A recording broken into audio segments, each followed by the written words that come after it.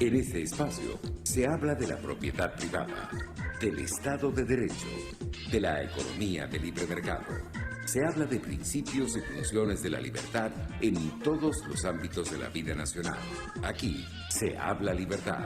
RCR presenta Aquí se habla libertad con Víctor Maldonado.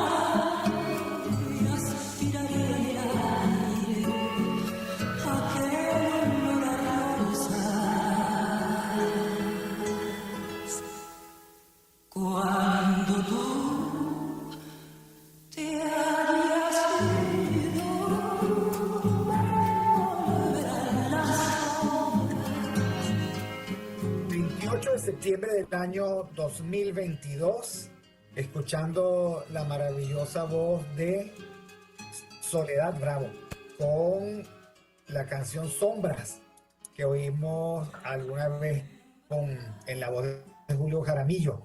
Bueno, cuando tú te hayas ido. Viendo bueno, por supuesto, lo primero, saludo a Miguel Fontán y también saludo a Pedro de Armas, Marbella Terán, María Macei, Trini, y Trini y Pedro de Armas, María Macei y Pedro de Armas dicen, bueno, que es una canción triste, ¿no? Bueno, efectivamente, la tristeza también tiene canción y yo siempre me he imaginado, y de hecho esa es la canción que me viene a la mente cuando me ha ocurrido la desagradable circunstancia de la despedida, ¿no? Y son tantas las despedidas que ha habido en este país, tantas familias que tienen que decir, nos vemos, y yo estoy absolutamente seguro que precisamente cuando tú te hayas ido, me envolverán las sombras. Hoy día de San Wenceslao Mártir, del siglo X, patrono de Bohemia. Gracias a todos los que están en vínculo con nosotros a través de rcr750.com, @rcr750 en las redes sociales, en el Twitter de Miguel Fontán, @Miguel Fontán, en el mío propio, @VJMC. Ya saludamos a los amigos del canal de YouTube, del Top Chat.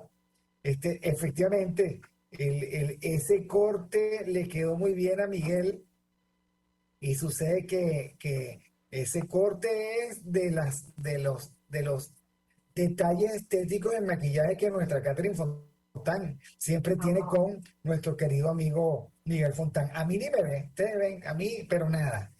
Bueno, saludos a Jaime Nestar en la dirección general de la estación, a Willy Zarcaya en la gerencia de producción, el maquillaje de Miguel Fontán, el corte de cabello, el tinte de la barba, pero sobre todo en la producción, nuestra queridísima Catherine Manzano, Julio Pinto en los controles y Génesis Rodríguez en la producción de contenido.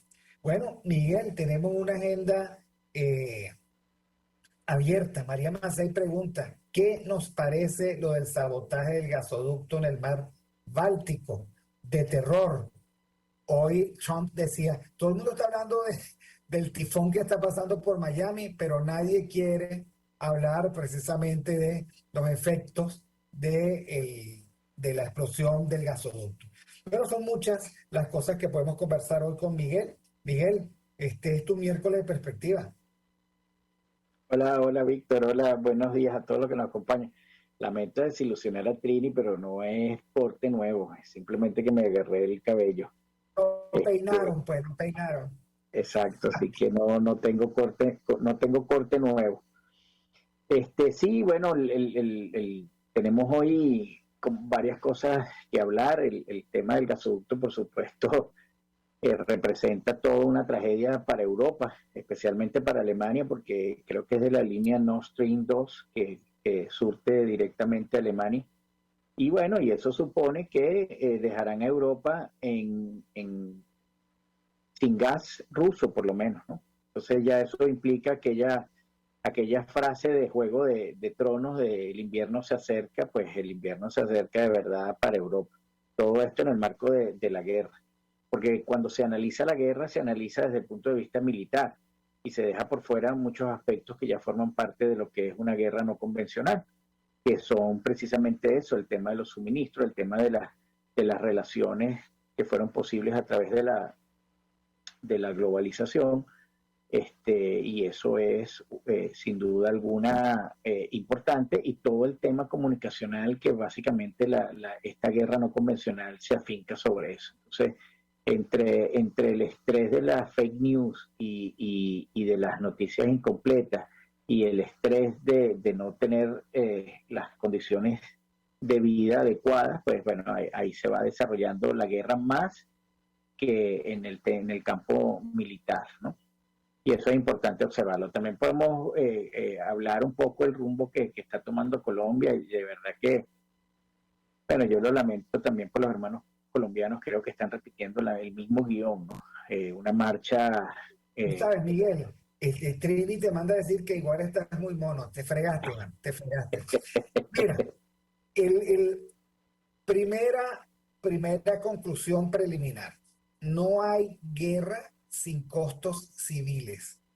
Y cuando se calcula la guerra, como se calculó la de Rusia, Putin decía, bueno, esto es un pan comido, estabilizo el conflicto en Ucrania y sigo gobernando Rusia. No le sirvió. Ucrania dijo, bueno, esto es pan comido, denuncio esta agresión a mi territorio, estabilizo el conflicto de la frontera y sigo adelante, porque en Ucrania ha habido estado de guerra hace mucho tiempo. Pues no terminó siendo así. Pero Europa, ¿qué dijo?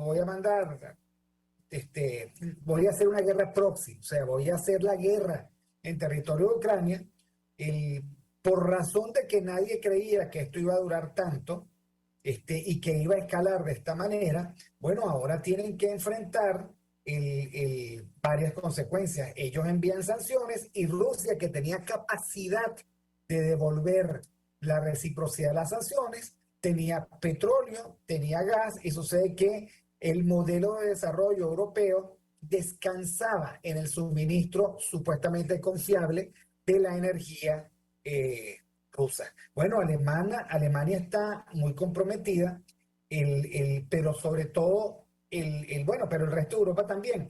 Y la verdad es que yo decía en Twitter el otro día, bueno, no es lo mismo llamar al diablo que verlo venir. O sea, no es lo mismo programar en verano la capacidad de resistir el frío en invierno que vivir el frío en invierno. Y si la pandemia llegó y tuvo como consecuencia muy importante el, el desbaratar la legitimidad de los gobiernos, yo no te quiero decir cómo va a ser esto en Europa desde el punto de vista de aquellos gobiernos que estén más desgastados. Me refiero a España, o sean más frágiles, me refiero a Alemania, o tengan menos capacidad para responder, Italia, Francia, Portugal, no sé. Y por supuesto el Inglaterra, porque además en el norte de Europa todavía la cosa es más. Frente a esto, a mí lo que me sorprende es que la ideología se resista a combatir el invierno con todas las armas que tiene a su mano. Recién ayer la ministra de Inglaterra dijo, ¿sabes qué? Yo voy a quitar el veto al fracking, yo vuelvo al fracking. Yo necesito energía lo más barata posible, petróleo de cualquier tipo, gas, el gas del mar del Norte y, digamos, la agenda globalista mínimo va a verse interrumpida por un tiempo, porque al final de nada sirve cuidar el futuro, de nuevo, si no está asegurado el presente. Eso es a lo más que yo me atrevo a decir. Dicen, bueno, esto me huele a Rusia. Rusia responde, el beneficiario de la voladura del gasoducto de Estados Unidos. Entonces a mí me huele a Estados Unidos. En fin, Ucrania, ni se diga en eso de agudización del conflicto. Bueno, allí vamos a tener un escenario abierto. Segundo, Miguel, que también me parece muy importante lo que tú planteas, y yo te voy a dar un argumento a ver qué opinas. A mí me parece que, dada la experiencia en Venezuela, en Nicaragua y en Cuba, la forma convencional de confrontar a los totalitarismos hace que los demócratas pierdan y que no tengan ninguna oportunidad. Esto hay que darle vueltas, pero no es como nos imaginamos. O sea, si los colombianos creen que marchando van a vencer al gobierno de este señor Petro, están equivocados. Ellos marchan más y ellos tienen menos escrúpulos. Lo mismo vale para Irán. ¿Ok? Y entonces, claro, toda la historiografía y la apologética de la resistencia civil tendría que revisarse, porque esto requiere de mucha más estrategia, requiere de mucha más fe de victoria esa película que que disparar desde las entrañas. Vamos a marchar, vamos a crecer. Creo que así no es. Y si alguien quiere saber hasta dónde puede llegar la izquierda latinoamericana de música y de trova, pregúntele a Daniel Ortega, que llegó a quemar una familia de pastores protestantes en el medio de una circunstancia de protesta cívica, porque decidieron no abandonar la iglesia, quemaron la iglesia. Y eso no fue ayer, eso fue hace varios años, y Ortega descontó esas y otras tropelías que ha hecho. Expulsó órdenes religiosas, tiene desaparecido un obispo, los tiene incomunicados, y nada pasa, porque por allí no es. ¿Por dónde es? Miguel Fontán tendría que respondernos cómo nosotros podemos identificar fragilidades dentro de un ecosistema criminal. Bueno, Miguel, ¿qué opinas?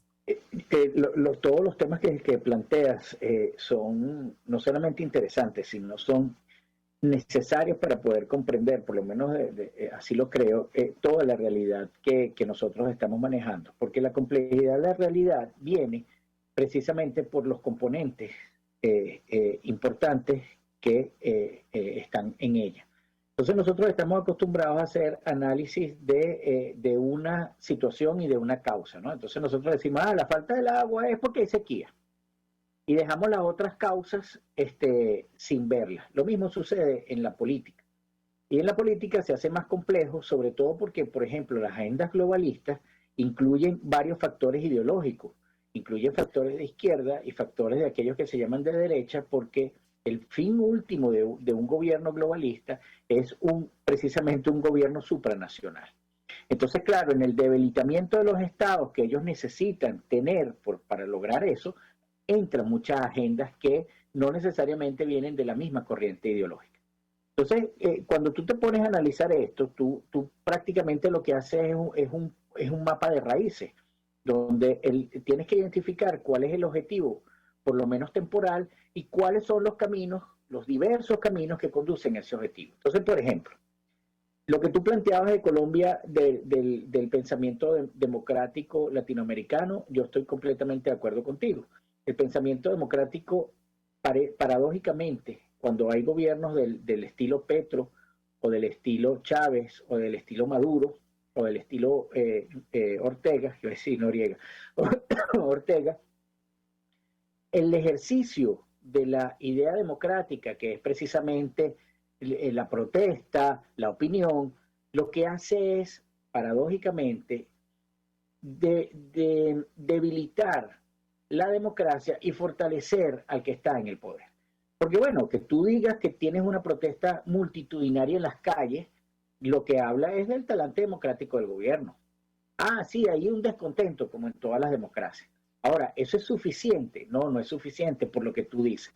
A la hora de la verdad, cuando esas protestas comienzan a hacer algún o a ejercer algún peligro para el poder, ese poder no actúa como un poder democrático, ese poder actúa como un poder autoritario y reprime de manera violenta y brutal, y saldrán los defensores de los derechos humanos a hablar pendejadas sobre los derechos humanos, ¿verdad? Pero no hacer lo que tienen que hacer para evitar que ese poder no se ejecute con violencia, porque no lo van a poder hacer. Mira, ahorita hace 23 minutos o 20 minutos en el semanario Semana de Colombia hay una lista de 23 oficiales de policía, desde coroneles hacia abajo, que renunciaron porque no quieren estar en el gobierno de Petro. Yo no he leído, leí el titular y algo de la noticia.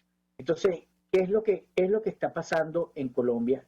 Bueno, lo que está pasando en Colombia no se sabe si se vaya a desarrollar, pero es lo mismo que pasó en Venezuela cuando Chávez llegó al poder, que es la pérdida de fortaleza de las instituciones para que esas instituciones dejen de ser republicanas. ¿Qué significa una institución republicana? Una institución que tenga autonomía para enfrentar con su cuota de poder la otra parte del poder. Por eso es que el poder se divide. El gran legado que nos dejaron el republicanismo fue eso. El poder se tiene que dividir para que él mismo sea peso y contrapeso. Entonces, el que legisla no es el ejecutivo, y el que es ejecutivo no puede dar justicia. Entonces, esas tres patas mínimas que tiene que tener toda república es la que los gobiernos como estos, los gobiernos chilenos, los gobiernos colombianos, los gobiernos venezolanos intentan desnaturalizar y borrar esas fronteras para que sean patas de un mismo centro de poder. Eso es lo que está planteado. Ahora, ¿qué es lo otro que está planteado? Por eso, Miguel, a mí me disgusta la banalización de las instituciones. Llegó Chávez y dijo poder moral, poder no sé qué cosa, poder electoral, y al final todos eran poderes y ninguno tenía la suficiente autonomía. Y por eso es que en el caso de las elecciones se elige al gobierno, pero también se elige a la oposición. Y tú no puedes dejar de ser oposición, no te puedes plegar. Y hablo de la banalización porque ayer un diputado, un senador del Centro Democrático, no tuvo mejor ocurrencia que llevarse como mascota al caballo al Congreso de Colombia. ¿Okay? Y él cree que se la está comiendo, su ocurrencia. Él pretende que está haciendo innovación, y la verdad es que él está contribuyendo culposamente, o sea, con responsabilidad, a la banalización de las instituciones y abriéndole un boquete a la respetabilidad de las instituciones que deben retener o contener su propio poder para hacerle frente a la embestida, a la conspiración de la izquierda liderada por Petro. Y sin embargo, juegan a esa pendejada, a esa tremendura, creyendo que se la comen. Aquí también pasó. Cuando tú le quitas a las instituciones su majestad, las estás destruyendo. Por eso es que es importante. ¿Y cómo empezaron? Me quito la corbata como Sánchez, o me quito el traje con paltó y corbata, como fue en el caso del Parlamento venezolano, que además ahora desde lejos parece una cosa mamarracha y de cerca es una cosa mamarracha. Sí. Y cerca. Entonces,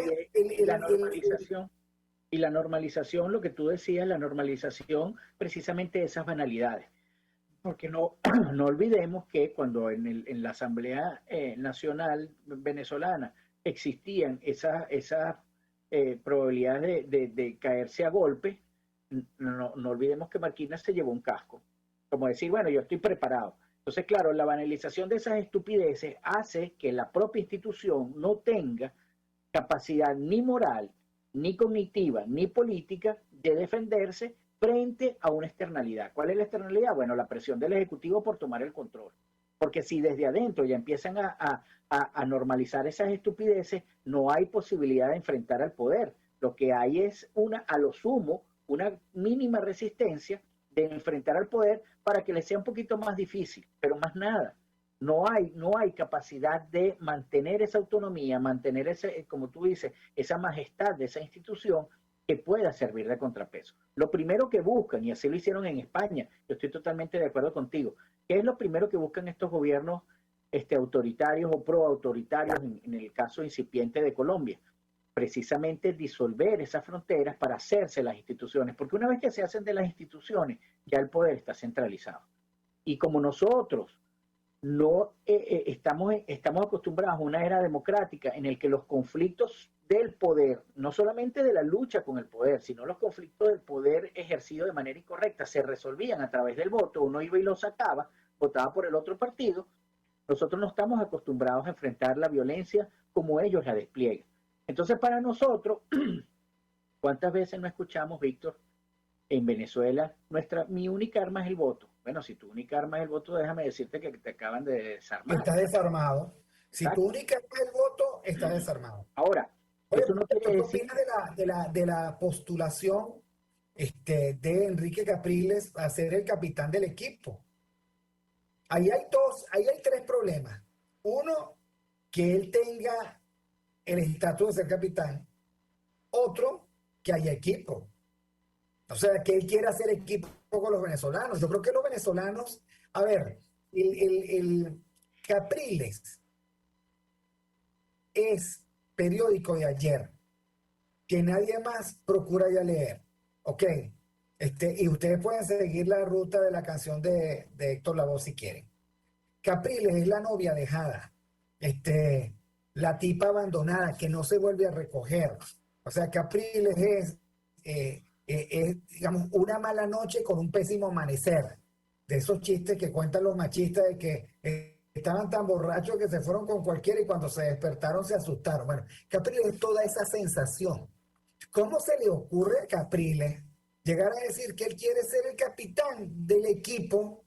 No sé, señores venezolanos, si ustedes quieren perder, si ustedes quieren hacerle el favor al régimen de ir más cómodo que nunca, si usted ni siquiera quiere simular el proceso, allí tienen un candidato perfecto. Yo creo que tú abres ahora un tema más complejo que el que veníamos analizando. Fíjate, yo estoy de acuerdo contigo.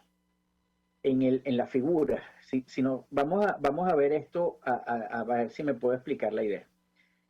En la figura de Capriles es todo eso, en lo externo, digamos, ¿no? Es todo eso, es el periódico de ayer, es la novia abandonada, es el tiempo de Dios perfecto que se puso imperfecto. Pero en el ser es el producto defectuoso que nos vendieron como milagroso, pero resulta que no era más que agua con sal, que es lo peor. Porque así tú vayas a recuperar a Capriles como líder del equipo, resulta que ese líder del equipo carece de comprensión política para el momento, preparación política para el momento, insuficiencia moral para enfrentar el momento. Entonces es todo un cúmulo de falsedades que están en ese producto, que le pusieron un empaque bonito y nos los vendieron, porque Capriles es un producto del marketing político. Capriles no es alguien que con sus reflexiones, con su entereza, con su coherencia y con su moral se ganó el respeto. Capriles es una gran maquinaria política que le dibujaron, le pintaron un autobús del progreso y lo metieron ahí de chofer, y ese autobús del progreso se fue por el barranco, pero él logró salirse a mitad del barranco y cree que todavía podemos hacer otro autobús. Ese es el problema de Capriles. Ahora, con lo del equipo. Resulta que la oposición venezolana o esa colaboración, que es el término que yo estoy de acuerdo con que la llamemos, para poder dejar como significante lo que es una verdadera oposición política, esa colaboración venezolana, algunos que pueden liderar no tienen equipo, y los que tienen equipo no pueden liderar. Entonces imagínate tú lo que sale de allí. Lo que sale de allí, en el mejor de los casos, hay varias alternativas. Lidera el que no puede liderar pero tiene equipo, lo cual es un desastre. Lidera el que puede liderar pero no tiene equipo y tiene que agarrar ese equipo colaboracionista, lo cual es un desastre. O lidera aquel que no tiene equipo, que no puede liderar, pero que el marketing político lo vuelve a construir y lo vuelve a vender, y hay y logra convencer a una serie de ingenuos o a una serie de personas que se ensimismaron y que no están dispuestas a ver la realidad y que creen que el voto sigue siendo la única arma que tienen, y eso también sería un desastre. Entonces tú siempre has planteado algo con lo que yo estoy de acuerdo, porque no se trata de agarrar dos extremos, no se trata de agarrar el extremo de toma tu fusil y no se trata de agarrar el extremo mi única arma es el voto. Se trata de ver que en esos dos extremos cuáles son los diversos caminos que nos conducen a debilitar primero el ecosistema criminal. La primera forma de debilitar el ecosistema criminal, tú que me lo preguntaste antes, es dejar de reproducir sus valores. Como ecosistema, la fortaleza de ese ecosistema criminal es que él en cada acción y en cada subsistema reproduce esos valores. Entonces, cada quien se hace agente, al reproducir esos valores, tú te haces agente del ecosistema criminal. Y por eso es que él existe. La principal forma de debilitar ese ecosistema criminal es que se dejen de reproducir los valores. Y entonces ya ese conglomerado que forma el ecosistema pierde fuerza y quedan los sistemas que son mucho más fáciles de vencer, porque ya tú no reproduces los valores. Cuando Fede Cámaras va y dice, no, porque vamos a hacer conversaciones con el régimen, lo que está haciendo es reproducir los valores. Cuando alguien va a Fede Cámaras y le dice, mira, vale, apóyame aquí y yo te doy un contratico aquí para que desarrolles la tortuga, lo que está reproduciendo esos valores. La frase nefasta que nosotros vivimos con eso creyendo que era un tema de moral impresionante, que yo no sé si tú la oíste, pero yo la vi muchas veces, la gente que decía, todo el mundo tiene su precio, yo tengo mi precio, lo que pasa es que mi precio es muy alto. Esa es la frase más estúpida que existe, porque resulta que los enemigos de la libertad no tienen problema ya con los recursos, y se los pongo así. España, como nación, le dio 120 millones, creo que eran 120 millones de euros a la Fundación Gates, Belinda y Bill Gates, ¿verdad? España como nación. Pero Soros como individuo, en aquellas propuestas de Black Lives Matter, le dio 100 millones de dólares a esa organización. Entonces no es un problema de dinero. Y ojo, te estoy diciendo Soros, pero agarra cualquier bolichico. Agarra a Rafael Ramírez, que se estima su fortuna en 11.000 millones de dólares. Agárralo y dile que tú tienes tu precio, pero es muy alto. Bueno, te va a llegar. Aquí lo que necesitamos es gente que diga, yo no tengo precio, por más alto que sea. Y que la lógica moral funcione como la escasez. En la escasez, ¿cuál es el producto más caro? El que no está en el anaquel. Bueno, en la política, ¿cuál es el político más caro? El que no está en venta. Y eso es lo que nosotros tenemos que propiciar. Propiciar no solamente en la política, sino como individuos. Si nosotros dejamos de reproducir los valores del ecosistema criminal, el ecosistema criminal se debilita. Pero ¿de qué te sirve decir? Es que aquellos son unos corruptos y unos colaboracionistas y hay que combatirlos. Y 2 años después dice, es que hay que medirse en elecciones para elegir un nuevo liderazgo. ¿No están reproduciendo los valores precisamente del ecosistema criminal? Tú sabes que hablando de eso, ayer Nicolás puso en la agenda un falso problema. Parece mentira. Un falso problema que es nada más y nada menos que privatización versus estatización. En primer lugar, porque vivimos un régimen totalitario donde superamos la marca. ¿Okay? Aquí ya finalmente no hay régimen de libertad y no hay sistema de mercado. Hay lo que el régimen permita. Pero en segundo lugar, porque no podemos privatizar nada. Allí lo que hay son ruinas. O sea, la cosa incluso mejoró de posición. Entonces, plantear que vamos a privatizar, no sé, irás al mercado de los corotos del mundo, a un mercado de las pulgas. O sea, 25 años sin actualización tecnológica, por ejemplo, de la empresa siderúrgica, que ya estaba desactualizada hace 25 años. ¿Ok? 50 años, 50 o más años de obsolescencia de las centrales azucareras, que esas son como cafeteras de comiquita de Walt Disney. ¿Ok?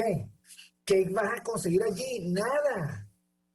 Fíjate que CanTV todavía dice que opera teléfonos fijos, cuando en el mundo eso, la verdad es que carece de absoluto sentido porque la tecnología, ahora que las pilas se cargan sin cable, imagínate tú si para llamada telefónica necesitamos cable, ¿qué vas a privatizar allí?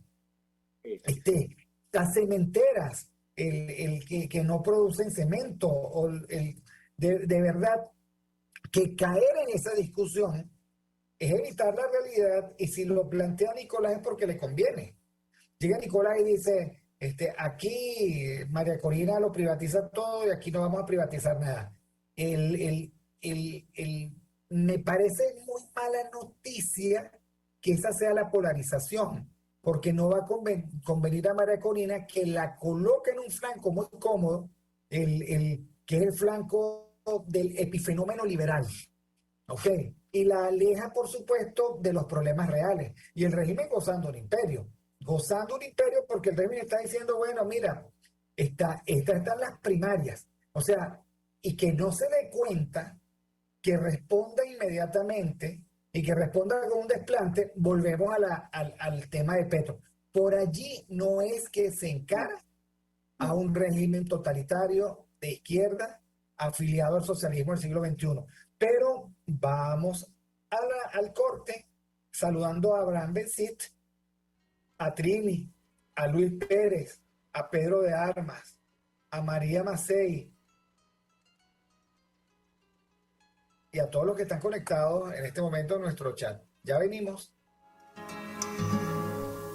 Cuando tú te hagas me envolverás. Cuando tú te hagas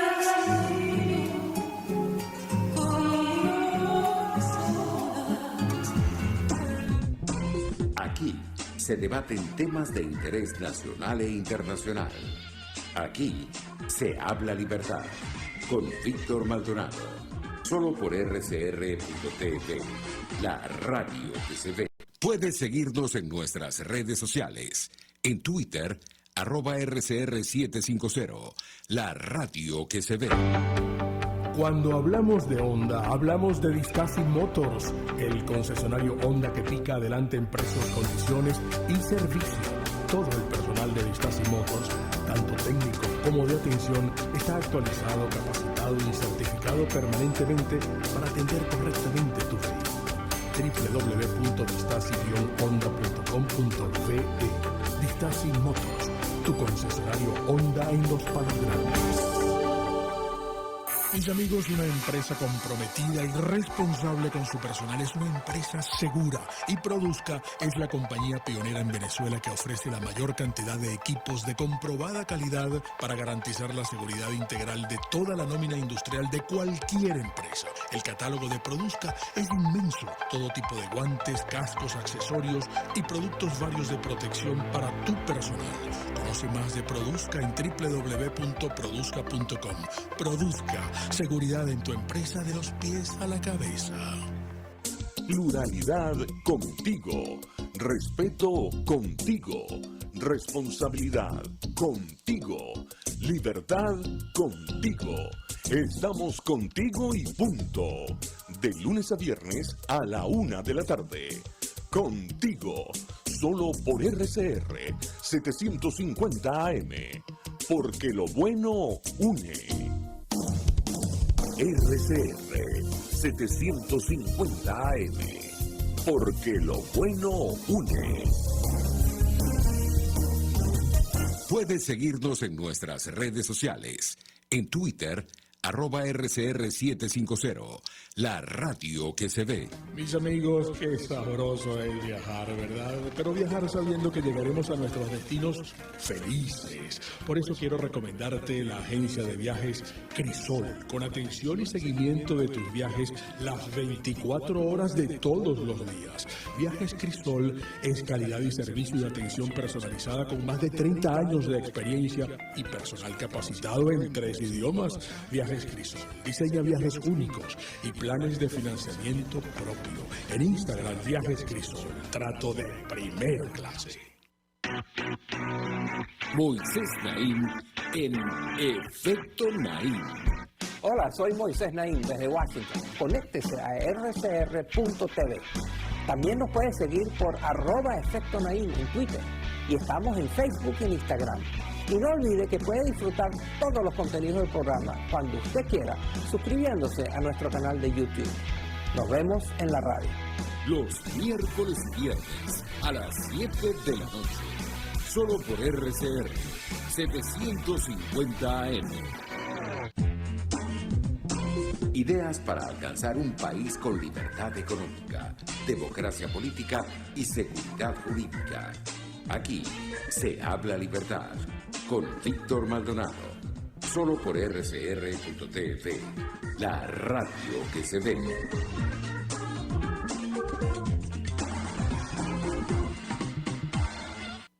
Bueno, continuamos con Aquí se habla libertad, 28 de septiembre del año 2022. Día de San Venceslao, mártir, patrono de Bohemia, del siglo X. Estamos conversando hoy, el miércoles de perspectiva, con Miguel Fontán. Miguel, a mí me parece que los venezolanos de alguna manera han registrado un conjunto de circunstancias que lo desfavorecen. La primera, la orfandad de las élites. La verdad es que aquí no hay élites. Que deberíamos tener. No hay las élites que deberíamos tener. Lo segundo es la traición de la falsa ilustración, que funge como élite, pero que no es élite, sino que son partidarios del pónganme donde haya. La falsa ilustración es hambrienta de beneficios y falsos reconocimientos y se presta a cualquiera. Cuidado, esa falsa ilustración fue chavista, fue caprilista, fue guaidocista y bueno, ahora andan esperando el nuevo llamado concurso para ver con quién se pliegan. Esa falsa ilustración, cuando se sentía seguro, le mentaba la madre a Nicolás. Y ahora ellos mismos, cosa que para que sepan, no estoy de acuerdo. Me parece que la peor estrategia política es insultar, ponerte delante de un león e insultarlo y manosearlo, porque el león siempre te va a poder morder. O sea, y no es así, no es así. Bueno, pero esos mismos que le mentaban la madre a Maduro, ahora andan pidiendo cacao. Bueno, yo lo que quiero es volver sin criticar a nadie. Quiero encontrarme con el país en unas 6 o 7 giras. O sea, andan pidiendo cacao. Bueno, porque es que la característica de la falsa ilustración es su cobardía. Luego está el tema de la evasión del adversario y se quedan, digamos, a mí me daba risa, digamos, el discurso de Consecomercio, y lo digo aquí porque lo dije en mis redes sociales. Consecomercio era del gremio empresarial más libertario, el que resguardaba las banderas del libre comercio. Su presidenta, la señora Polessel, fue presidenta de SEDICE, así que sabe o debería de saber en qué consiste el libre mercado. O sea, no aterrizó desde los flancos, qué sé yo, de un monasterio medieval. Y sin embargo, ellos no hablan del tema. O sea, el discurso de Consecomercio es contra el contrabando y contra la voracidad fiscal. Entonces, ahora, el amigo Miguel Fontán lo decía clarito, cuidado, que nosotros hacemos irrelevantes las relaciones causales porque intentamos siempre una falsa causalidad. O sea, el problema de los comerciantes es que hay contrabando. O sea, los comerciantes, no los industriales, los comerciantes, está tan perdida que asumen el discurso proteccionista de los industriales venezolanos en lugar de arriar de nuevo las banderas del libre mercado. Bueno, eso es lo que yo llamo la traición de la falsa ilustración, la orfandad de las élites, la evasión del adversario respecto del cual no hablan o sobre el cual no hablan, y el silencio sobre los problemas concretos. Porque claro, es muy fácil plantear un debate académico sobre la dolarización, sobre la privatización, sobre los aranceles, sobre el contrabando, sobre, qué sé yo, las carencias de innovación, pero nadie habla de la inmensa responsabilidad que tiene el régimen en la tristeza, angustia y desolación de ciudadanos concretos. Nadie habla de las razones reales por las cuales la gente se está yendo. Nadie habla de la condición de los hospitales. Nadie habla de las circunstancias de nuestras escuelas, nadie hace un inventario de nuestros niños que han tenido que desertar, nadie habla del hambre, nadie habla del narco, nadie habla de la raíz por la cual la gente puede decir que existe una especie de Manhattan en las Mercedes. Nadie habla de lo que efectivamente forma parte de la cotidianidad de los venezolanos, del cosmos de problemas que efectivamente lo agobian, y tú te pones en una de profesor epifenoménico hablando de privatización o de estatización y diciendo lo mismo: tú eres un ladrón, el otro. Eso no va para ningún lado. Yo decía a un amigo hace poco, mira, la peor imagen que tengo de Leopoldo López, y ojo que hay un álbum completo de peores imágenes de Leopoldo López, es haciéndose el pendenciero de Ciudad Bolívar, diciéndole una grosería a Maduro. ¿Ok? ¿Por qué? Porque eso no era estratégico, eso no era relevante, eso no modelaba a la oposición, y eso me parecía a mí mucho un acto de cobardía del tipo: agárrenme que lo mato. ¿Ok?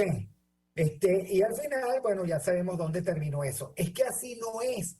Y lo que se necesita aquí es dirección política con cordura, con sensatez, con visión estratégica, con capacidad de administrar el tiempo y por mucha responsabilidad para decir la verdad. No necesitamos pendencieros, no necesitamos un espectáculo más de falsas valentías, no necesitamos el decir las características de personalidad de uno o del otro. No, necesitamos llevar al que encarna a este ecosistema criminal al plano de sus fragilidades, donde estoy seguro que no le gustaría discutir y no le gustaría debatir ni con María Corina ni con nadie. Si María Corina se deja llevar al espacio de debate de Maduro, Maduro está ganando de anticipado. Bueno, voy a empezar por esto último. Yo creo que María Corina es parte de este ecosistema en el mismo momento que planteó las primarias con esa oposición. Es un extremo, por supuesto. Él es en el epifenómeno, que es donde están todos, es el extremo que no se puede hablar de corrupción porque no tiene, o por lo menos nadie le sabe un acto de corrupción. Entonces eso lo hace de alguna manera esa condición moral que se necesita para la política. Y del otro lado tenemos, bueno, del otro extremo tenemos a todos los demás que ya hay probadas evidencias, por ejemplo lo de monómeros, lo de Odebrecht, o sea, hay probadas evidencias de acto de corrupción. Entonces, en esos dos extremos se mueven, pero siempre en el epifenómeno. No, lo que creo que tenemos que hacer, porque eso lo debió hacer la falsa ilustración y las élites, como tú bien dices, y estoy totalmente de acuerdo contigo, porque como lo hemos dicho antes, y en ese sentido estamos también de acuerdo con lo que propone RAM, y hay que, creo que en algún momento, traer al profesor Luis, que nos acompañe otra vez a Luis Alfonso Herrera, que nos acompañe otra vez a revisar el plano de lo que es un intelectual, que es el custodio de aquellos principios y valores morales y éticos que necesita una sociedad para resistir los embates, sobre todo del autoritarismo y esa degradación autoritaria al poder. Entonces lo que nos queda a nosotros, Víctor, creo yo, que es hacer esa pedagogía política que tenían que haber hecho ellos para pasar esa línea del epifenómeno y centrarnos en problemas del fenómeno como tal. Por eso digo, nosotros no vamos a encontrar la fragilidad del ecosistema criminal si reproducimos sus valores en cada interacción que tenemos. Por otro lado, tampoco lo vamos a vencer si nosotros como condición de vida material necesitamos de lo que él representa, es decir, de ese estado que él tiene atrapado para poder subsistir. Entonces, porque y ahorita lo tenemos, no hay posibilidad de hacer algo fuera del estado porque nuestro entramado, nuestro tejido social está en función de ese estado. Eso es lo que hace la democracia. La democracia lo que hizo fue agarra tu capacidad individual, parte de ella, sobre todo la capacidad de defenderte, y entrégasela al Estado porque él tiene el monopolio legítimo de la violencia. Entonces, lo que terminaste siendo de verdad soberano es solamente la decisión que además te la garantizaba el Estado. Es decir, si el Estado te quería reconocer ese voto, está bien, tú estabas ejerciendo soberanía. Pero ¿y si el Estado no quiere reconocerte ese voto porque hubo fraude, como nos pasó en 2013 y en 2014? Bueno, sencillamente perdiste la soberanía. Nosotros como ciudadanos dentro de estos estados tomados por este autoritarismo de izquierda y progresista, es que no nos damos cuenta que nosotros ya no somos soberanos y que nuestra principal función ahora es ver cómo recobramos los temas básicos de soberanía. Los temas básicos de soberanía es la capacidad que tiene el individuo no solo de defenderse por sí mismo, sino también de procurarse las cosas de subsistencia por sí mismo. Entonces, por ejemplo, el tema de los educadores. Por supuesto que es muy loable que tú te plantes frente al régimen que te está oprimiendo y exijas que te dé una mejora en función de tus capacidades. Pero al final tú lo que estás haciendo en última instancia es reconocer a ese régimen y pedirle que por favor sea un buen régimen. Claro, pero es que a los profesores les gustará o no, a los maestros, a las enfermeras y a los médicos, pero es que su patrono es Nicolás Maduro. Exacto, exacto. Okay. Y su administradora es la señora Tibisay Lucena. Ok, entonces es así, pero es que las universidades son públicas, las escuelas son públicas. Y a mí me parece efectivamente que esos conflictos son incluso naturales en el marco de una relación totalitaria de burócratas. O sea, aquellos que dicen, ay, buenísimo, va a caer el gobierno, están fregados, por allí no es. Por allí no es. No, por ahí no es. Y cuando de hecho, el gobierno llega, les da un bono, el bono lo licúa con una devaluación al día siguiente y todo el mundo tranquilo y se fueron. Exacto. Por eso te digo, cuando Maduro plantea esta dicotomía entre, yo estoy de acuerdo contigo, y ahí va la segunda parte, entre privatizar y no privatizar, lo que Maduro está diciendo es, pero ¿qué vas a privatizar si al final el Estado, el entramado del Estado, es el que todavía necesita el ciudadano para poder garantizar sus condiciones? Si a ti te dejan las carreteras en mal estado y te dejan huecos, tú no vas a poder transitar. Si el Estado deja que la criminalidad se desborde, tú no vas a poder salir. Entonces nosotros como individuos, mientras no veamos la posibilidad de encontrar en esas falencias del Estado una opción que nos permita sustituirlo, por lo menos de manera temporal, mientras este Estado sea criminal, mientras este Estado sea autoritario, no vamos a poder combatirlo. No vamos a poder combatirlo de la manera que se requiere combatir. Entonces pasará como en España. Y a mí me daba risa cuando los transicionólogos decían, no, es que es como España, que pasaron del franquismo a la democracia. No, el franquismo se cansó de mandar, se cansó de oprimir, se cansó de pisar. Cuando se murió Franco y decía, mira, vamos a hacer una cosa, vengan ustedes porque yo quiero disfrutar mis reales. Y así pasa, salvo que tú lo saques por la fuerza. Y la magnitud de fuerza que tú necesitas en este momento para desplazar del poder a un conglomerado criminal, no la tienen los venezolanos. No la tienen los venezolanos. Entonces, cuando tú te volteas a los demás países, ves al mundo peor. A los que te iban a ayudar los ves peor.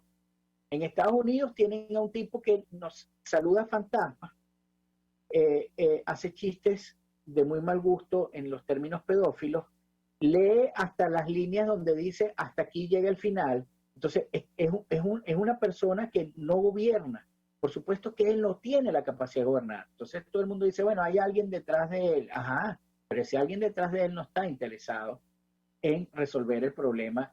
Y la retórica no tumba ecosistemas criminales. Eso de que nuestra paciencia se agota, dirá Nicolás, ¿sabes qué? Pregúntame si me importa. Okay. Ni la solidaridad impulsa la lucha. O sea, ¿cuántas veces no vemos? Mira, a mí ya, nosotros y eso porque lo vivimos, ¿no? Cuando nosotros estamos en plena batalla, porque eso es lo que como dice Floris Cray, lo que ocurrió en 2017 eran batallas, no eran protestas, eran batallas. Y cuando estábamos en plena batalla, entonces decía mi solidaridad con los venezolanos. Ajá, pero igual que cada vez que yo veo un político aquí, mi solidaridad con los pueblos que luchan, pero ¿de qué carajo estás hablando? ¿De qué carajo estás hablando? Si la solidaridad o la exigencia, exigimos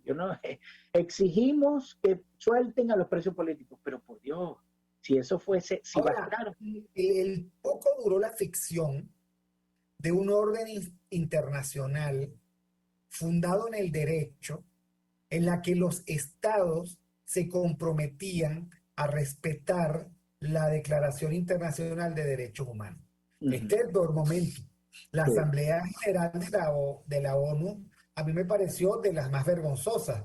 Eran monólogos que no escuchaba nadie de No. ciertos presidentes y pasó por allí y no pasó nada. Incluso pasó por allí el señor Biden y no pasó nada. Él no dijo nada relevante y los hechos de fuerza se imponen. Nicaragua, que es el laboratorio de los extremos del socialismo del siglo XXI, Cuba, Venezuela, Argentina, Chile, o sea, por decir nuestro hemisferio, ¿no? Rusia, Ucrania, la Unión Europea, lo No que está dejes, haciendo no dejes Estados Sánchez. Unidos fuera, no dejes Estados Unidos fuera con toda esa inmigración que está llegando ahorita, que es absurdo no pensar que ahí hay, por supuesto, factores de agentes políticos para precisamente... Por supuesto, es que la guerra la última guerra es la convencional, pero, o sea, la última etapa de la guerra es la convencional, pero la guerra no convencional es se desarrolla siempre. por miles. Ahora, nadie está realmente comprometido con ese gran momento de la humanidad después de la Segunda Guerra, de hacer un consenso para declarar los derechos humanos universales, porque ahora todo el mundo siente que puede violarlos impunemente. O sea, y por eso es que la retórica de nosotros exigimos, nosotros exhortamos, nosotros rechazamos, o nosotros somos solidarios, es una retórica el que ellos ya metabolizaron, porque estos nuevos regímenes no tienen ningún tipo de pudor, no tienen vergüenza y sienten ellos que están en red y que esa red les importa. ¿Por qué? Porque al margen de esa Declaración Universal de Derechos Humanos está una nueva potencia creada por las condiciones de mercado, patrocinadas por Estados Unidos, realmente, y los países desarrollados, que ahora se voltea y dice, bueno, yo no estoy de acuerdo. No estoy de acuerdo y mi modelo no es un modelo democrático, ni es un modelo que necesariamente reproduce el respeto por los derechos humanos de Occidente. No es. No es. No. Y el gran drama es que los enemigos de la libertad fuera de Occidente parece que son mucho más coherentes. Y dentro de Occidente también son mucho más coherentes que aquellos que dicen defender la libertad. Entonces ellos sí Porque están... Occidente está enferma de agenda globalista y enferma de agenda de género. Occidente está en una agenda enloquecida. O sea, en la agenda de los excesos de aborto, en la agenda en donde se perdió el género, la especie y la condición sexual y se perdió todo, en la agenda del todo vale, en la agenda del derrumbe de los valores morales autónomos, y por supuesto sin valores morales pierde sentido la Declaración Universal de Derechos Humanos, porque no es verdad que el ser humano piense en una ley natural, porque el ser humano finalmente es la expresión de una civilización en donde la religión le daba soporte, la moral religiosa. Bueno, todo vale, nada vale. Esa es la verdad. Y Occidente se está desplomando como se desplomó el Imperio Romano, por exceso. Es que el sistema de valores, Víctor, lo que te da en última instancia es la posibilidad de distinguir lo que es bueno y malo para la vida universal, no para la vida individual, sino para la especie, la vida de la especie. Cuando nosotros carecemos de eso, pues cada quien ve lo que es bueno y malo para su vida. Y a veces hay algunos idiotas que ni siquiera ven lo que es bueno y malo para su vida y entran a comprar agendas que al final destruyen su propia vida. Por ejemplo, tú que decías, el exceso de aborto, bueno, yo les digo a las proabortos que revisen la tasa de mortalidad de aquellas personas que usan el aborto como método anticonceptivo, para que se den... Qué cosa tan loca. O sea, lo que tú me estás diciendo a mí me produce grima. Sí. Eso no puede ser, porque es que además detrás de eso, hablando de las verdaderas causalidades, hay una generación de irresponsables que no son capaces de asumir las consecuencias de sus propios actos. Sí. Y eso nos hace menos humanos y más animales. Porque es que en el fondo está la discusión sobre la responsabilidad. ¿Cómo es eso que tú abortas 30 veces y rapidito? O sea, eso no puede ser. Porque eso significa que tu vida, tú no eres el capitán de tu destino. No eres. Te estás dando llevar. Porque ahora más que nunca es fácil, pero siempre fue fácil porque los seres humanos siempre hemos sido los mismos, con las mismas ganas, con las mismas pulsiones, con las mismas tentaciones, con los mismos errores, con las mismas circunstancias. No, no, no. O sea, cuando tú me dices eso, tú me dices, bueno, como tú mismo lo dices, en algún momento llega un meteorito y acaba con esto, ¿no? Sí, bueno, yo creo que hablando de eso, yo creo que la NASA ya estaba pendiente de eso y entonces bombardeó o estrelló una nave en un meteorito como parte del primer ejercicio de lo que nos viene. Lo único malo, Víctor, que es bastante malo, es que en estos momentos tú no encuentras en Occidente a un estadista que pueda decir, mira, vamos a poner orden aquí.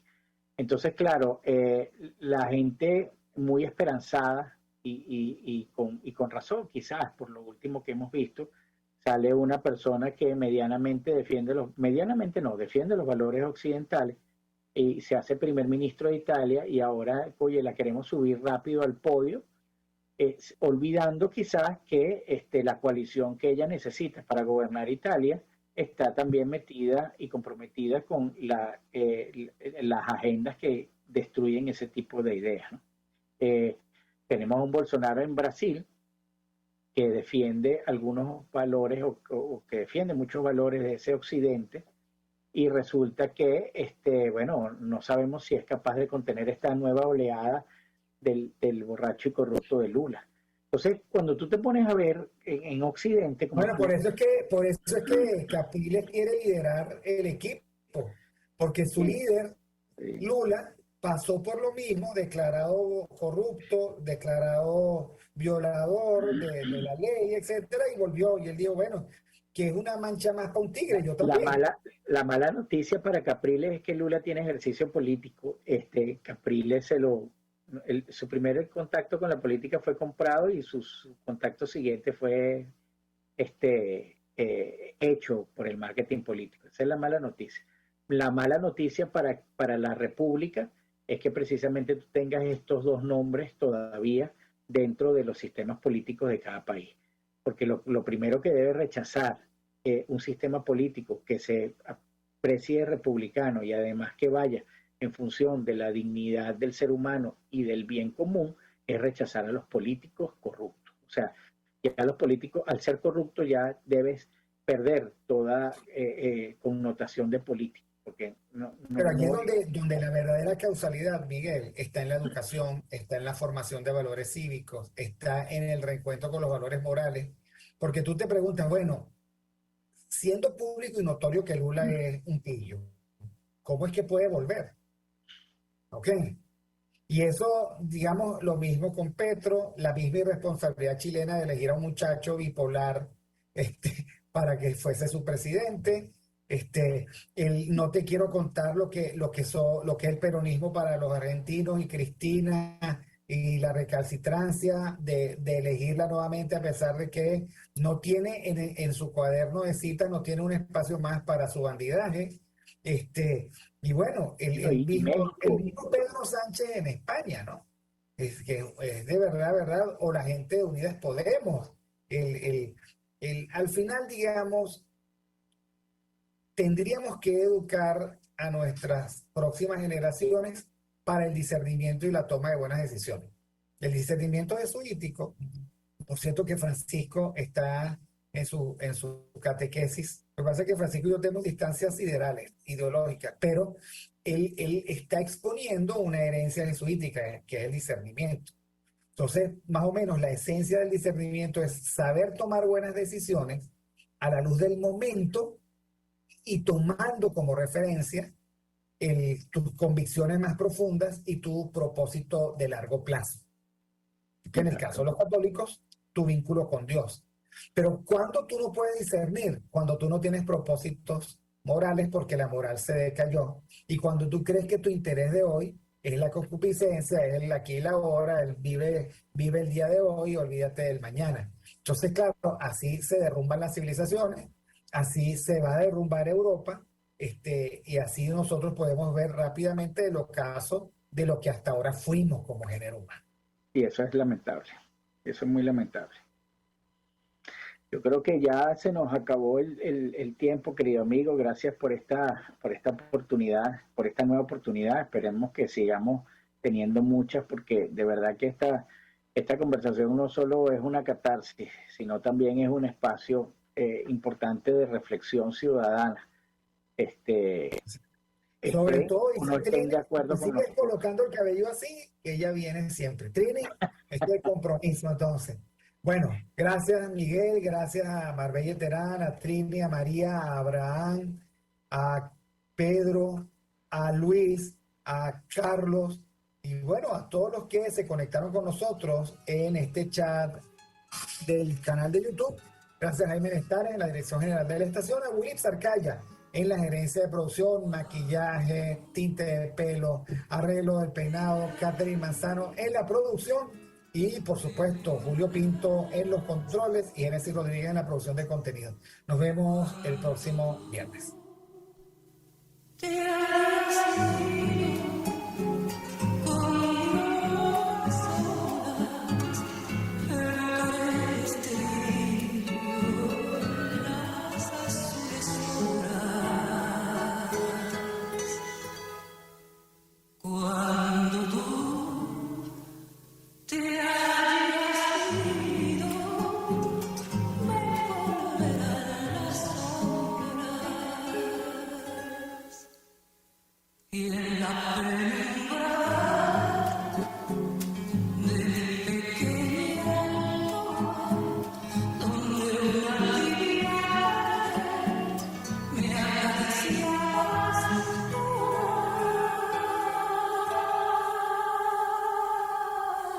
te buscarán mis brazos, te visitarán y aspiraré el aire, aquel olor a rosas. Cuando tú te hayas ido, me volverán las